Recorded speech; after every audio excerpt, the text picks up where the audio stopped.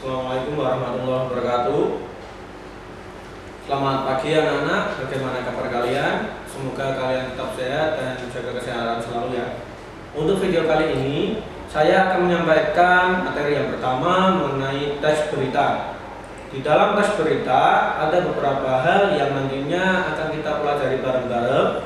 Sebelum kita masuk ke materi, terlebih dahulu saya sampaikan mengenai KD yang akan kita bahas bareng-bareng. KD yang tadi saya sebutkan adalah kompetensi dasar. Yang pertama ada 3.1, mengidentifikasi unsur-unsur teks berita, membanggakan dan memotivasi baik yang didengar ataupun dibaca. Kemudian yang kedua 4.1, menyimpulkan isi berita yang membanggakan atau memotivasi baik yang dibaca atau yang didengar. Kemudian tujuan pembelajaran kali ini yang pertama, kalian bisa memahami pengertian dan ciri-ciri teks berita, kemudian mengidentifikasi unsur-unsur teks berita, kemudian ada menyimpulkan isi berita baik yang didengar ataupun yang dibaca. Kemudian ada beberapa hal yang nantinya akan kita bahas bareng-bareng mengenai materi teks berita. Yang pertama ada pengertian, definisi, jenis-jenis dan ciri-ciri dari teks berita. Kemudian ada unsur dari teks berita, kemudian ada yang namanya simpulan, tanggapan, dan penyampaian isi berita. Terus ada struktur dan teks kebahasaan teks berita. Kemudian yang terakhir ada cara penyusunan teks berita. Oke, untuk penyampaian materinya, karena sampai saat ini masih dengan menggunakan pembelajaran jarak jauh ataupun daring, maka kalian bisa menyimak di video yang akan saya tampilkan berikut ini. Kita langsung masuk ke video yang pertama, yang kali ini akan membahas mengenai definisi teks berita, ciri-ciri teks berita, dan jenis-jenis dari teks berita. Yang pertama mengenai pengertian dari teks berita. Tentunya dalam kehidupan sehari-hari kalian tidak asing dengan yang namanya berita, baik di lingkungan sekitar kalian ataupun di beberapa hal yang bisa kalian jumpai. Apalagi di era sekarang, berita juga tidak terpaku hanya dengan satu media saja. Kemudian kalian juga, menurut saya, kalian hanya dapat memahami bahwa berita itu hanya seputar informasi. Namun tentunya kalian belum mengetahui arti sebenarnya dari teks berita. Makanya kita akan membahas ataupun mengupas teks berita secara mendalam di video kali ini. Pertama, mengenai pengertian teks berita. Teks berita merupakan teks yang melaporkan kejadian, peristiwa, atau informasi mengenai sesuatu yang telah atau sedang terjadi.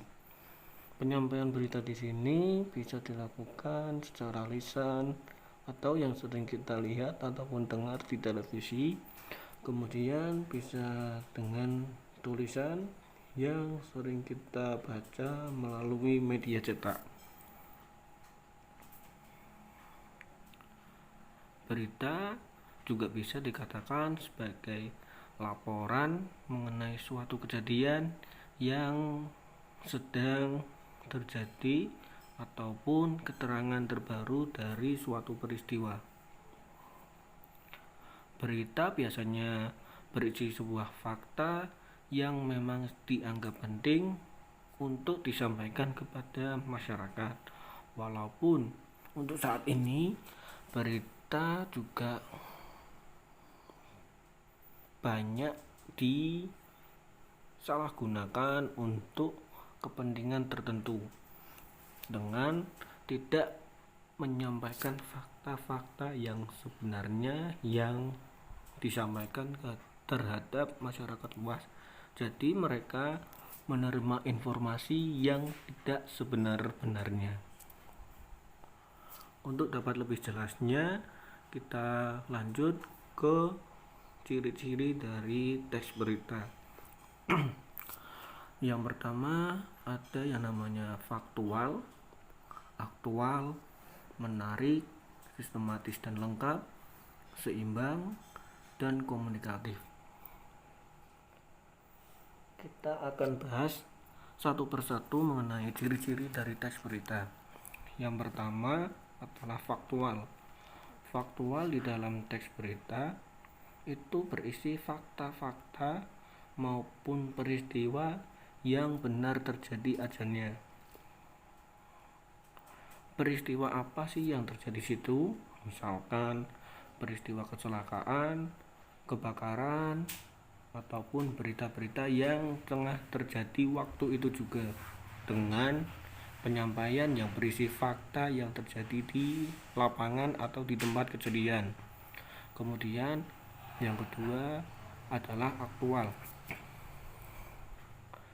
Aktual di sini atau di ciri-ciri teks berita, di mana aktual di sini merupakan sebuah teks yang harus berupa peristiwa yang baru saja terjadi atau masih hangat diperbincangkan saat ini juga.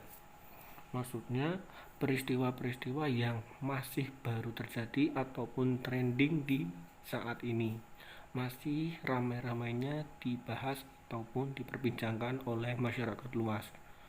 Kemudian yang nomor 3 ada ciri-ciri berita, yaitu menarik. Menarik di sini atau di teks berita itu adalah teks yang menimbulkan rasa ingin tahu dari masyarakat ataupun pembacanya terhadap media berita yang disampaikan di dalam teks tersebut. Misalkan tadi yang sudah saya sampaikan, ada berita kebakaran, kemudian kecelakaan, atau berita-berita lainnya. Kemudian nomor 4 ada sistematis dan lengkap. Sistematis di ciri-ciri teks berita di sini yaitu bahasa yang digunakan mudah dipahami oleh siapapun, tidak bertele-tele dan tidak membuat kebingungan masyarakat. Kemudian lengkap. Lengkap di sini teks berita yang dibuat menggunakan unsur 5W plus 1H.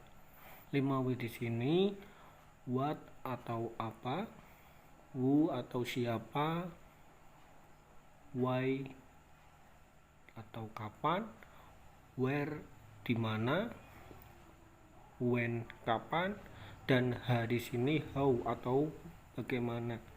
Dan unsur semua itu wajib dipenuhi di dalam struktur teks berita tersebut.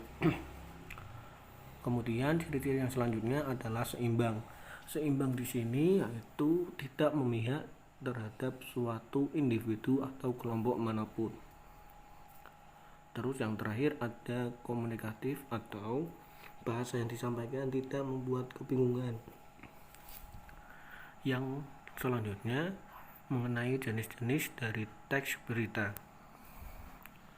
Yang pertama ada namanya berita langsung atau straight news, berita mendalam deep news, berita penyelidikan investigation news, berita interpretasi interpretative news, berita opini atau opinion news.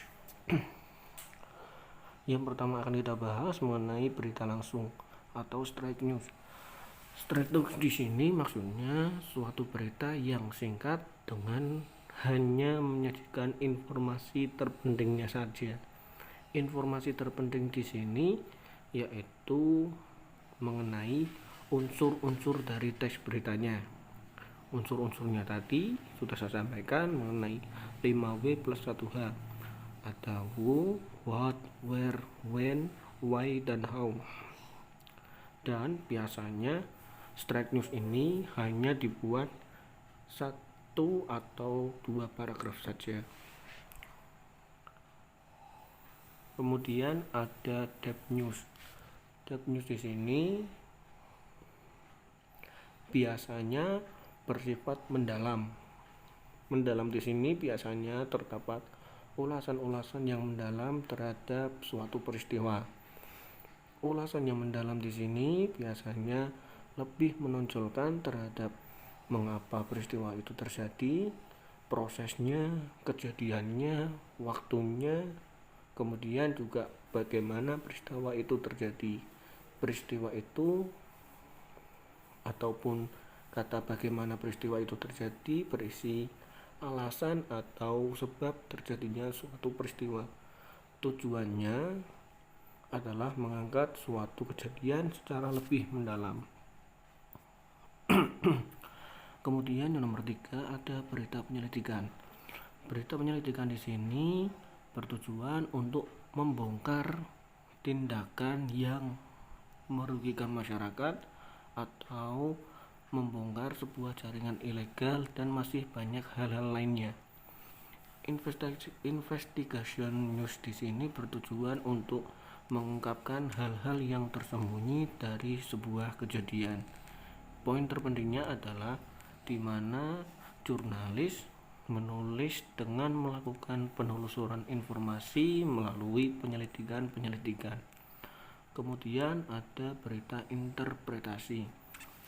Berita interpretasi di sini merupakan pengembangan dari straight news atau berita langsung dengan ditambahkan pendapat dari seseorang atau sebuah penelitian yang dilakukan oleh penulis. Informasi tambahan di sini dapat berupa latar belakang peristiwa atau data-data dari hasil wawancara dengan narasumber. Kemudian yang terakhir ada berita opini atau opinion news. Berita ini berisi opini terhadap suatu peristiwa yang sedang terjadi. Biasanya berisi dari pendapat dari pengamat atau para ahli dari suatu masalah atau isu atau kejadian yang saat ini tengah terjadi. Selain itu, opini atau pendapat tersebut juga bisa diperoleh dari masyarakat luar, kemudian pelajar ataupun mahasiswa ataupun tokoh-tokoh masyarakat lainnya. Baik, tadi sudah kita pelajari bareng-bareng, pembahasannya sudah kita sampaikan bareng-bareng. Kalau misalkan ada yang masih kebingungan atau masih ada pertanyaan yang mengganjal di pikiran kalian, kita bisa bahas bareng-bareng via Google Classroom yang sudah saya sampaikan ke kalian dan kode yang sudah saya berikan. Kalian bisa masuk ke Google Classroom itu dan kita bisa bahas bareng-bareng. Kemudian yang terakhir, ada beberapa tugas yang nantinya akan saya berikan ke kalian. Kalian bisa mengerjakan dengan baik dan seksama. Pesan saya, kalau misalkan ada tugas, lebih cepat, lebih baik, karena nantinya dapat meringankan diri kalian sendiri dan tugas kalian tidak menumpuk dengan tugas mata pelajaran lain.